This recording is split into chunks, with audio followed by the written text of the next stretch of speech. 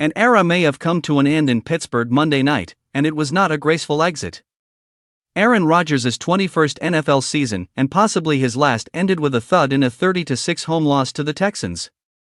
The future Hall of Famer was held to just 146 yards, threw no touchdowns, and sealed the defeat with a late pick six.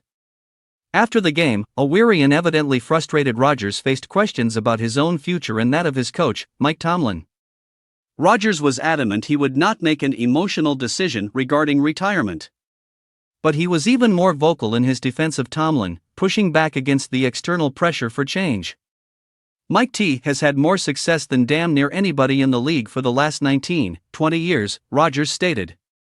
He emphasized that when you have the right leader and the right culture, you shouldn't consider a change, lamenting that outside noise now too often sways decisions in a league that didn't used to operate that way.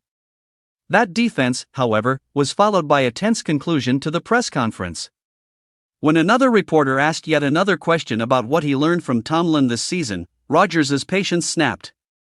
"I've answered that a number of times. I've talked extensively about how I feel about Mike," he said. "And I just did in that answer. Thanks." With that, he walked off, potentially closing the final post-game media session of a legendary career not with a reflective sigh, but with a frustrated exhale.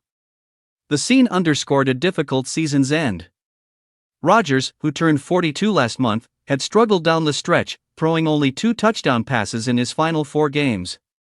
He did just enough to will a flawed Steelers team into the playoffs, but the Texans' defense overwhelmed them completely. Taking a physical beating in that loss, the image of Rodgers walking away from the podium may be the lasting one. While he hasn't officially decided, the ugly nature of the finale feels like a punctuation mark. The great Aaron Rodgers, in a new uniform but facing familiar questions, may have just played his final NFL game.